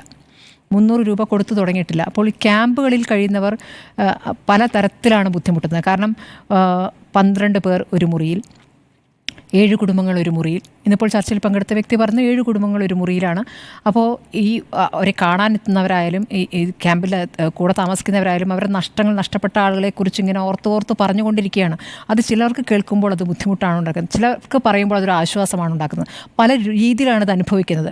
അപ്പോൾ അതിൻ്റെ ഒരു വിഷയം എന്ന് പറയുമ്പോൾ ഇപ്പോൾ എന്താണ് മുഖ്യമന്ത്രി പറഞ്ഞത്? ഇപ്പോൾ അവിടേക്ക് മാധ്യമപ്രവർത്തകരെ പോലും അല്ലെങ്കിൽ പുറത്തുനിന്ന് ആരെയും അവിടെ കയറ്റാത്തത് കൊണ്ടാണ് അവർക്കൊരു പ്രൈവസി, അവരുടെ സ്വകാര്യത മാനിക്കണമെന്നുള്ളതാണ്. പക്ഷേ അവർക്ക് അവിടെ ഒരു സ്വകാര്യത ഇല്ല, സ്വകാര്യമായൊരു ജീവിതമില്ല. അവർ പല കുടുംബങ്ങളായി ചേർന്ന് ജീവിക്കുകയാണ്. ഒരു അടിയന്തര ഘട്ടത്തിൽ 5-6 ദിവസങ്ങളൊക്കെ കഴിയുന്ന പോലെ ഇപ്പോൾ 14 ദിവസത്തിലേക്ക് എത്തുമ്പോൾ ക്യാമ്പുകളിലെ സാഹചര്യവും മാറുന്നുണ്ട്. ഈ പറഞ്ഞ ഭക്ഷണവുമായി ബന്ധപ്പെട്ടൊക്കെ പരാതികൾ വരുന്നു. വസ്ത്രമൊക്കെ അവിടെ പാക്കറ്റുകളിൽ അല്ലെങ്കിൽ ബോക്സുകളിൽ അവിടെ നിന്നിട്ടും അത് പൊളിച്ചു കൊടുക്കാത്ത സാഹചര്യം ചില ക്യാമ്പുകളിലെങ്കിലും ഉണ്ട്. അത്തരം പ്രശ്നങ്ങളൊക്കെ അപ്പോൾ പരിഹരിച്ചു പോകാമെന്ന് മന്ത്രി പറയുന്നുണ്ട്. പക്ഷേ ഓരോ ക്യാമ്പുകളിലേക്കും അങ്ങനെ ഒരു പരിശോധനയ്ക്കായി ആളുകൾ പോകുന്നുണ്ട്. അവിടെ തന്നെ ഒരു ഉദ്യോഗസ്ഥനുണ്ട്. പക്ഷേ ആ ഉദ്യോഗസ്ഥരോട് ഇവർക്ക് പറഞ്ഞിട്ട് കാര്യം പരിഹരിക്കാത്തതുകൊണ്ടായിരിക്കുമല്ലോ അവർ നമ്മളോട് ചർച്ചയിൽ പറഞ്ഞിട്ടുണ്ടാവുക. അപ്പോൾ അത് പരിശോധിക്കാൻ പെട്ടെന്നൊരു ആരെങ്കിലും പോയി അതിന്മേൽ അപ്പോൾ തന്നെ ഒരു തീരുമാനമെടുക്കുന്ന കാര്യത്തിലേക്ക് പോകേണ്ടതുണ്ട്. അത് മാത്രമല്ല എത്ര ദിവസത്തിനകം നിങ്ങൾക്ക് വാടക വീടുകളിലേക്ക് മാറാൻ കഴിയും എന്നൊരു ഉറപ്പ്, ആ ഡേറ്റും ദിവസവും കൊടുക്കണം. അത് ഇവരെ സംബന്ധിച്ച് ആശങ്കയുണ്ടാക്കുന്നുണ്ട്. പിന്നെ ഇവർ പറയുന്ന ഒരു കാര്യം എന്താണെന്ന് വെച്ചാൽ ഈ ചൂരൽമലയിൽ നിന്നൊക്കെ വീട് നഷ്ടപ്പെട്ടവർ, അവിടെ കുറേ കുട്ടികളുണ്ടല്ലോ, സ്കൂളിൽ പൊയ്ക്കൊണ്ടിരിക്കുന്ന കുട്ടികൾ, പഠനം ഇപ്പോൾ തൽക്കാലം മുടങ്ങിയിരിക്കുന്ന കുട്ടികൾ, അവരെ സംബന്ധിച്ച് മേപ്പാടിക്ക് അപ്പുറത്തേക്ക് ദൂരേക്ക് പോയി കഴിഞ്ഞാൽ അവരുടെ സ്കൂൾ പഠനം മുടങ്ങും. അപ്പോൾ അവരെന്ത് ചെയ്യും? മേപ്പാടിയിൽ വാടക കൂടുതലാണെന്ന് പറയുമ്പോൾ മേപ്പാടി അല്ല വേറെ സ്ഥലത്തേക്ക് പോകണമെന്ന് അവർ പറഞ്ഞു കഴിഞ്ഞാൽ ആ സ്കൂൾ കുട്ടികൾ പിന്നെ വന്ന് പഠിക്കാൻ വരാനുള്ള വാഹന സൗകര്യം അതടക്കം ഒരുക്കേണ്ടതുണ്ട്. അത് ചെയ്യുമോ? അതിൽ വ്യക്തതയില്ല. ഏറ്റവും ആദ്യം വേണ്ടത് ഈ 300 രൂപ വേഗം കൊടുക്കുക എന്നുള്ളതാണ്. അപ്പോൾ ഈ സർക്കാർ പ്രഖ്യാപിക്കുന്ന കാര്യം 300ഉം 600ഉം 10,000ഉമാണ് അടിയന്തര ധനസഹായം എന്ന് പ്രഖ്യാപിച്ചത്. 14 ദിവസമായിട്ടും അടിയന്തര ധനസഹായം എന്തുകൊണ്ട് എത്തുന്നില്ല എന്നൊരു പ്രധാനപ്പെട്ട ചോദ്യം തന്നെയാണ്. അതുപോലെ ഈ വീടുകളുടെ കാര്യത്തിൽ അത് ഈ അധികം ദൂരേക്ക് പോകാനുള്ള പറഞ്ഞ ഒരു കാര്യം. പിന്നെ ഈ 21 പേർ ഒറ്റയ്ക്കായി 21 പേരുടെ കാര്യത്തിൽ എന്തൊക്കെ കാര്യങ്ങൾ ആലോചിച്ചിട്ടുണ്ട്? ആരാണ് അവരുടെ കൂടെ താമസിക്കുക? അത് ആലോചിക്കേണ്ടി വരുമെന്ന് പറയുന്നു. അത് പക്ഷേ ആലോചിക്കേണ്ട സമയമായില്ലേ? അത് ഒരു പ്രധാനപ്പെട്ട വിഷയമായി അവിടെ നിൽക്കുകയാണ്. അതൊന്ന്. പിന്നെ ഈ ലോണുമായി ബന്ധപ്പെട്ടത് ഈ പറഞ്ഞ മാതിരി നമ്മുടെ ചർച്ചയിൽ തന്നെ, നമ്മുടെ വാർത്തയിൽ തന്നെ ഒരാൾ ഇടയ്ക്ക് വിളിച്ച് പറഞ്ഞല്ലോ, ബജാജ് ഫിനാൻസ് എന്ന് വിളിക്കുന്നു. നിങ്ങൾ സേഫ് ആണോ എന്ന് ആദ്യം വിളിച്ച് ചോദിക്കുന്നു. സേഫ് ആണെന്ന് പറഞ്ഞ ഉടനെ പൈസ അടയ്ക്കണം അല്ലെങ്കിൽ പ്രശ്നമാകുമെന്ന് പറയുന്നു. അങ്ങനെ പലർക്കായ അനുഭവങ്ങളുണ്ട്.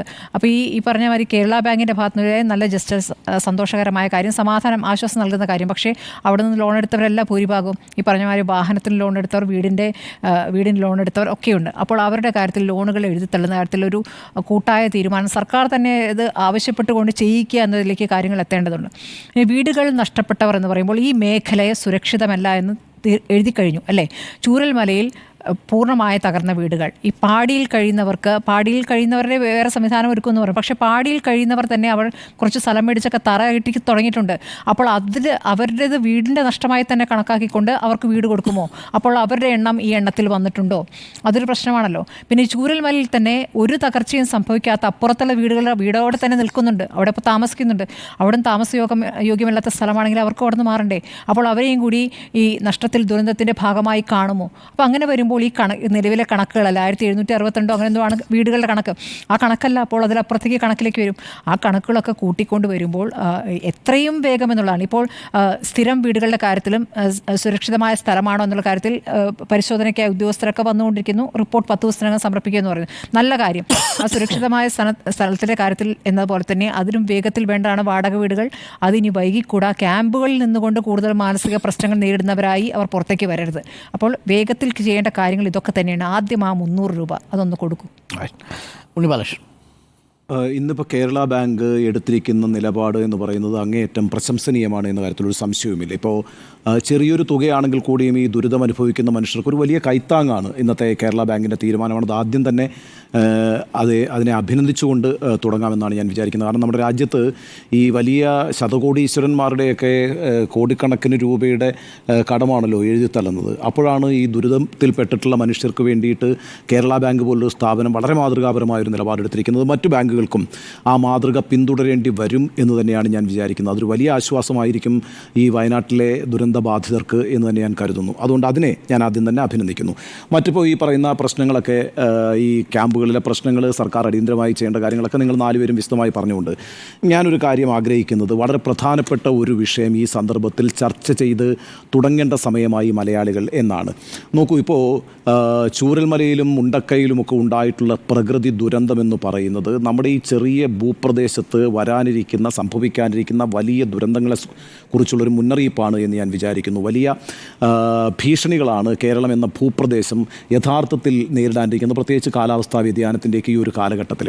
ഇപ്പോൾ നമ്മൾ മാധവ് ഗാഡ്ഗിൽ റിപ്പോർട്ടിനെ കുറിച്ച് പറയും. ആ റിപ്പോർട്ടിനെ സംബന്ധിച്ച് പല വിവാദങ്ങൾ ഉണ്ടായിട്ടുണ്ടെങ്കിൽ കൂടിയും ആ റിപ്പോർട്ടിന് 2 വശങ്ങളുണ്ട്. ഒന്ന്, മാധവ് ഗാഡ്ഗിൽ പഠിച്ചത് യഥാർത്ഥത്തിൽ ഈ പശ്ചിമഘട്ടത്തിലുമായി ബന്ധപ്പെട്ട് നിൽക്കുന്ന സംസ്ഥാനങ്ങളിലെ പരിസ്ഥിതി പ്രശ്നങ്ങളാണ്. അതൊരു ഫാക്ട് ഫൈൻഡിങ് ആണ്, അക്കാര്യത്തിൽ തർക്കമില്ല. അതിൻ്റെ സൊല്യൂഷനുമായി ബന്ധപ്പെട്ട് പല വിവാദങ്ങൾ ഉണ്ടായിട്ടുണ്ടെങ്കിലും ആ കണ്ടെത്തൽ എന്ന് പറയുന്നത് 1,29,000 സ്ക്വയർ കിലോമീറ്റർ വരുന്ന ഭൂപ്രദേശങ്ങൾ, 6 സംസ്ഥാനങ്ങളിലായുള്ള ഭൂപ്രദേശം, പശ്ചിമഘട്ടവുമായി ബന്ധപ്പെട്ട് നിൽക്കുന്ന ഭൂപ്രദേശം അങ്ങേയറ്റം ഫ്രജയിലാണ്, അപകടകരമായ സ്ഥിതിയിലാണ് എന്നാണ് അദ്ദേഹം കണ്ടെത്തിയിരിക്കുന്നത്. അത് വസ്തുതാപരമായിട്ടുള്ളൊരു കണ്ടെത്തലാണ്. എന്നാൽ അതിന് പകരമായി അദ്ദേഹം അതിൻ്റെ സൊല്യൂഷൻസ് നിർദ്ദേശിക്കുമ്പോൾ അവിടെയൊന്നും കെട്ടിട നിർമ്മാണങ്ങൾ പാടില്ല, അവിടെ നാളിലെ മാറ്റം എന്നൊക്കെയുള്ള സൊല്യൂഷൻസാണ് നിർദ്ദേശിച്ചിരിക്കുന്നത്. അതൊക്കെ എത്രത്തോളം സാധ്യമാകും, അല്ലെങ്കിൽ അതിനകത്തൊരു സമവായം കണ്ടെത്താനാകുമോ എന്ന കാര്യങ്ങളിലൊക്കെ നമുക്കൊരു ചർച്ചയാകാവുന്നതാണ്. ഇപ്പോൾ നോക്കൂ, നമ്മൾ കടൽ യാത്ര ഒട്ടും തന്നെ സുരക്ഷിതമല്ല അല്ലേ?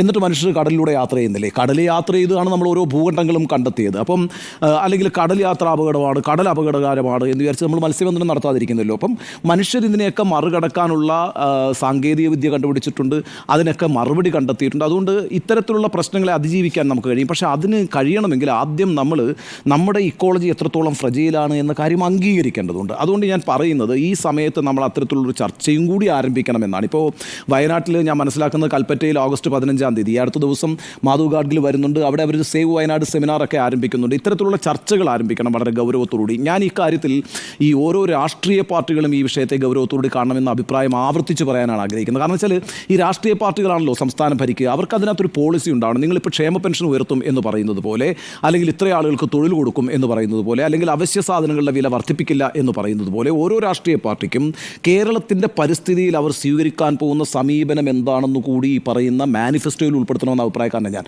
കാരണം അങ്ങനൊരു രാഷ്ട്രീയ സാഹചര്യത്തിലേക്ക്, സാമൂഹ്യ സാഹചര്യത്തിലേക്ക് നമ്മൾ എത്തിയിട്ടുണ്ട്. ആ യാഥാർത്ഥ്യത്തെയാണ് ഈ പറയുന്ന വയനാട് ദുരന്തം, ഇനിയിപ്പോൾ നമ്മൾ അങ്ങനെ പറയുന്നില്ല, ചൂരൽമല ദുരന്തം അല്ലെങ്കിൽ മുണ്ടക്കൈ ദുരന്തം ചൂണ്ടിക്കാണിക്കുന്നത്. ഈ സംസ്ഥാനത്ത് ചൂഴ്ന്നു നിൽക്കുന്ന വലിയ അപകടങ്ങളെയാണ്. എത്ര അനധികൃത കോറികളാണെന്നറിയാവോ ഈ സംസ്ഥാനത്ത് ഒരു തടസ്സവും കൂടാതെ പ്രവർത്തിച്ചുകൊണ്ടിരിക്കുന്നത്? ഈ അനധികൃത കോറികൾ എന്നൊക്കെ പറയുന്നത് രാഷ്ട്രീയ പാർട്ടികളുടെ വലിയ വരുമാനമാണ് കേട്ടോ. രാഷ്ട്രീയ പാർട്ടികളുടെയും ചില രാഷ്ട്രീയ നേതാക്കളുടെയും ഇവിടുത്തെ ഈ പറയുന്ന ഉദ്യോഗസ്ഥ വൃന്ദത്തിൻ്റെയും ഒത്താശയോടുകൂടിയാണ് ഈ ക്വാറികളെല്ലാം ഇങ്ങനെ കേരളത്തിൽ പ്രവർത്തിച്ചുകൊണ്ടിരിക്കുന്നത്. അതൊക്കെ എത്ര അപകടത്തിലേക്കാണ് ഈ സംസ്ഥാനത്തെ കൊണ്ടുപോകുക എന്നുള്ളത് ചെറിയൊരു കാര്യമല്ല. അതുകൊണ്ട് ഈ വിഷയം ഇനി നമ്മൾ വളരെ ഗൗരവത്തോടെ അഭിസംബോധന ചെയ്ത് തുടങ്ങേണ്ടിയിരിക്കുന്നു. അതിലേക്കാണ് ഈ ദുരന്തത്തിൽ നിന്ന് നമ്മൾ ഉൾക്കൊള്ളേണ്ട ഒരു പാഠമായിട്ട് കൂടി ഞാനതിനെ കാണുന്നു. ഒരു കാര്യം കൂടി പറഞ്ഞ് ഞാൻ അവസാനിപ്പിച്ചേക്കാം. ഈ കേന്ദ്ര സഹായവുമായി ബന്ധപ്പെട്ട് 15ാം ധനകാര്യ കമ്മീഷൻ നടത്തിയിട്ടുള്ളൊരു ശക്തമായ ശുപാർശയുണ്ട്. അതെന്താണെന്ന് വെച്ചാൽ ഓരോ സംസ്ഥാനത്തിൻ്റെയും സവിശേഷതകൾ മനസ്സിലാക്കിക്കൊണ്ട് പ്രത്യേകതകൾ കണക്കിലെടുത്തുകൊണ്ട് കേന്ദ്ര പാക്കേജുകൾ പ്രഖ്യാപിക്കണമെന്നൊരു ശുപാർശ 15ാം ധനകാര്യ കമ്മീഷൻ കൊടുത്തിട്ടുണ്ട്. ഇപ്പം നമ്മൾ ശ്രദ്ധിച്ചാൽ അറിയാം, ഹിമാലയൻ സ്റ്റേറ്റ്സ് എന്ന് പറയുന്ന സംസ്ഥാനങ്ങൾക്ക് പ്രത്യേകമായ ഒരു പാക്കേജാണ് പ്രഖ്യാപിക്കുക ഇത്തരം ദുരന്തങ്ങൾ ഉണ്ടാകുമ്പോൾ. നോർത്ത് ഈസ്റ്റേൺ സ്റ്റേറ്റുകൾക്ക് പ്രത്യേകമായ പാക്കേജാണ് പ്രഖ്യാപിക്കുക ഇത്തരം ദുരന്തങ്ങൾ ഉണ്ടാകുമ്പോൾ. അതേപോലെ തന്നെ ഈ പറയുന്ന വെസ്റ്റേൺ ഗട്ട്സുമായി ബന്ധപ്പെട്ട് നിൽക്കുന്ന സംസ്ഥാനങ്ങൾക്ക് പ്രത്യേകമായ പാക്കേജുകൾ, ആ പാക്കേജ് എന്ന് പറയുന്നത് ദുരന്തത്തിന് ശേഷം നൽകേണ്ട പാക്കേജ് അല്ല, ദുരന്തത്തിന് മുമ്പ് തന്നെ അതിൻ്റെ സാധ്യതകളെ കണ്ടെത്തി അതിനെ പ്രതിരോധിക്കാൻ കഴിയുന്ന സഹായങ്ങൾ ഈ പറയുന്ന കേന്ദ്രത്തിൽ നിന്നുണ്ടാകാനുള്ള സാഹചര്യം ഉണ്ടാക്കുന്നതിന് വേണ്ടിയിട്ട് പ്രസ്സിംഗ് സിറ്റുവേഷൻ ഉണ്ടാക്കാൻ വേണ്ടിയിട്ട് നമ്മളിനി മുൻകൈ എടുക്കേണ്ടതുണ്ട്. ഒരു കാര്യം നമ്മൾ ആലോചിക്കണം, പശ്ചിമഘട്ടത്തിൽ നിന്നാണ് ഈ കേരളം നദികളാൽ സമ്പന്നമായ സംസ്ഥാനമാണെന്ന് പറയുമ്പോൾ ഈ നദികളൊക്കെ നല്ല രസമാണ്, ഒരു കുഴപ്പമില്ല, നമ്മുടെ ഭൂമിയെ വളരെ ഫെർട്ടൈലാക്കുന്നുണ്ട്, നമുക്ക് കൃഷിയൊക്കെ ഗുണം ചെയ്യുന്നുണ്ട്. പക്ഷേ ഈ 44 നദികളിൽ 41 നദികളും ഉത്ഭവിക്കുന്നത് പശ്ചിമഘട്ടത്തിൽ നിന്നാണ്. അപ്പോൾ ഈ പശ്ചിമഘട്ടത്തിലുണ്ടാകുന്ന ഏത് തരത്തിലുള്ള വിള്ളലുകളും അതിഭീകരമായ പ്രകൃതി ദുരന്തത്തിലേക്ക് നമ്മുടെ സംസ്ഥാനത്തെ കൊണ്ടുപോകാം. അങ്ങനൊരു സാഹചര്യം ഭൂമിശാസ്ത്രപരമായി മലയാളികൾ അനുഭവിക്കുന്നുണ്ട്. അപ്പോൾ ഇതിനെ നമ്മൾ ഗൗരവത്തോടുകൂടി കണ്ടുകൊണ്ട് അതുമായി ബന്ധപ്പെട്ട ഒരു പരിസ്ഥിതി നയത്തിലേക്ക് ഓരോ രാഷ്ട്രീയ സംഘടനകളും എത്തിച്ചേരുകയും ആ രാഷ്ട്രീയ സംഘടനകൾ കേരളത്തിലെ ജനങ്ങളോട് ഇതാണ് ഞങ്ങളുടെ പരിസ്ഥിതി നയം, ഇതായിരിക്കും ഞങ്ങൾ പിന്തുടരുക എന്ന് പറയേണ്ടുന്ന ഒരു സാഹചര്യം കൂടി ഉണ്ടായിട്ടുണ്ട്. അപ്പം ഈ ദുരന്തത്തിൽ നിന്ന് നമ്മൾ ഇപ്പോൾ താൽക്കാലികമായി ചില സംവിധാനങ്ങളിലൂടെയൊക്കെ അതിജീവിക്കുകയും ഇത് മറവിയിലേക്ക് പോവുകയും ചെയ്യും.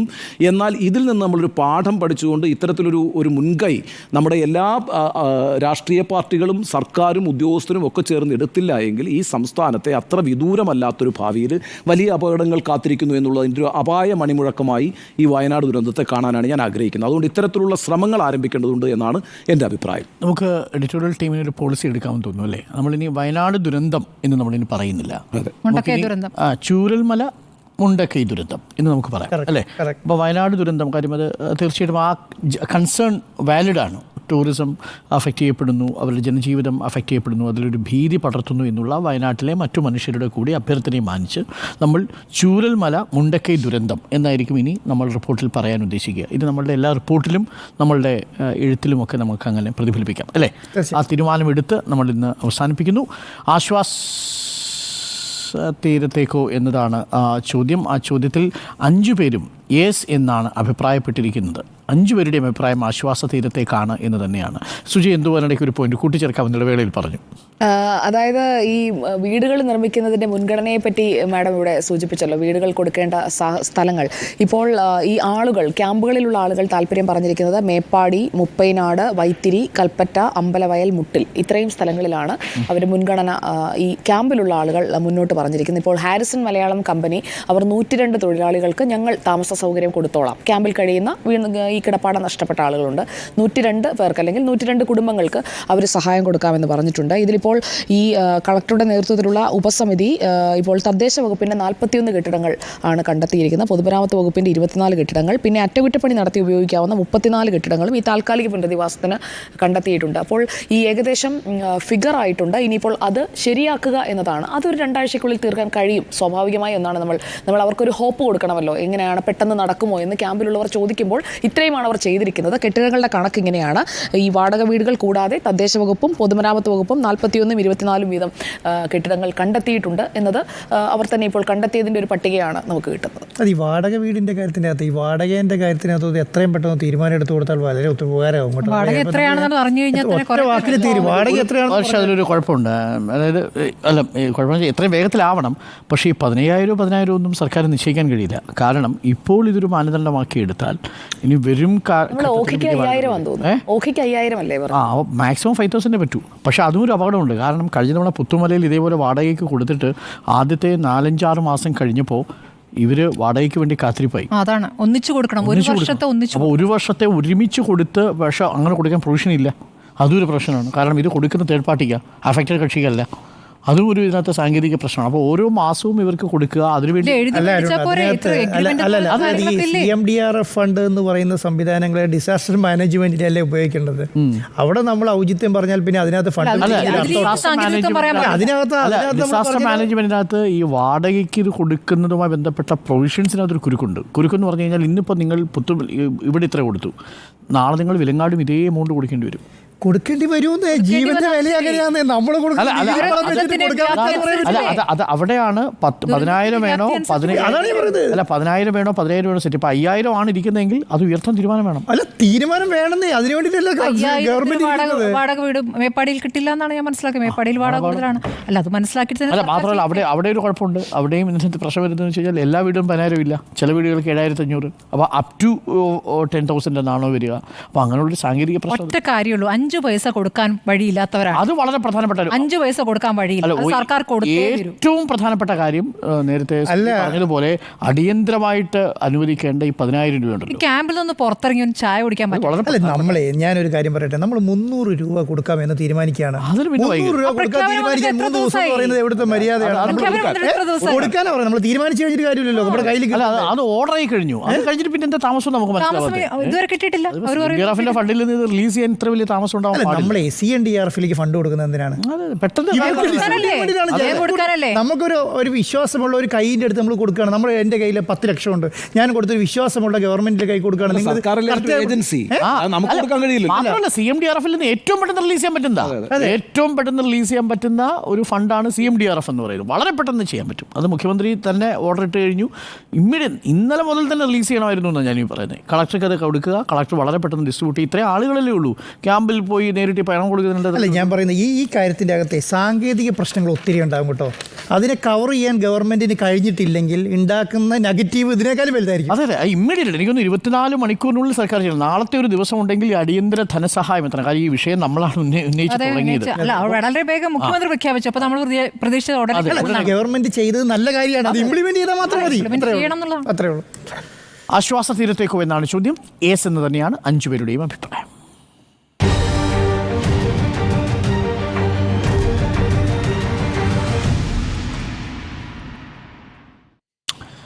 മീഡിയ എഡിറ്റേഴ്സ് എന്നിവിടെ പൂർണ്ണമാവുന്നു. ശുഭരാത്രി. Good night. Good night.